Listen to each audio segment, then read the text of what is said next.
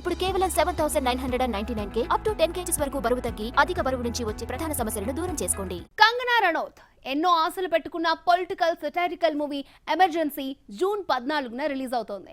నవంబర్లో రావాల్సిన ఈ సినిమాను ఏప్రిల్లో జరిగే లోక్సభ ఎన్నికల ముందు తీసుకొచ్చి పొలిటికల్ వేడిని కంగనా క్యాష్ చేసుకుంటుంది అన్న ప్రచారం జరిగింది. మరి ఈ టాక్ కు భిన్నంగా ఎన్నికల తర్వాత ఎందుకు వస్తోంది? వెండి తెరపై ఇందిరాగాంధీగా చాలా మంది కనిపించారు. అయితే ఎవరికి రాని క్రేజ్ కంగనాకొచ్చింది.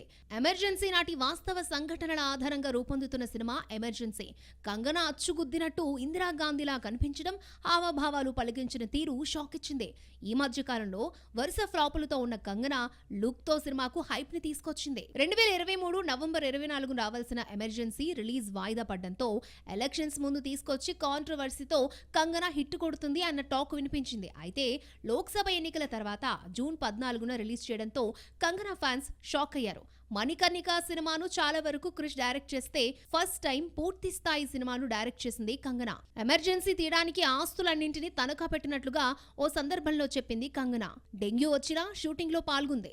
లైఫ్ అండ్ డెత్ గా మారిన కంగనా కెరీర్ కు ఎమర్జెన్సీ హిట్ చాలా అవసరం. లేడీ ఓరియంటెడ్ మూవీస్ కి కేర్ ఆఫ్ అడ్రస్ గా నిలిచిన కంగనా రనౌత్ కు సక్సెస్ దక్కడం లేదు. క్వీన్, తను వెడ్స్ మను వంటి వరుస 100 కోట్ల సినిమాలతో మరికొందరు హీరోయిన్స్ లేడీ ఓరియంటెడ్ మూవీస్ వైపు దృష్టి పెడితే కంగనా మాత్రం సక్సెస్ చూసి చాలా సంవత్సరాలైంది. కంగనా సక్సెస్ చూసి 8 ఏళ్లైపోయింది.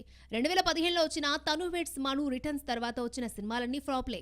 మణికర్ణిక షూటింగ్ టైంలో క్రిష్ తో వివాదంతో మెగాఫోన్ పట్టి సినిమాను పూర్తి చేసినా బాక్సాఫీస్ వద్ద వర్కౌట్ కాలేదు. ఆ మధ్య ధాగడ్, తేజస్ అయితే 5 కోట్లు కూడా తీసుకురాకపోవడంతో విమర్శల పాలైన కంగనాకు ఎమర్జెన్సీ హిట్ చాలా అవసరం.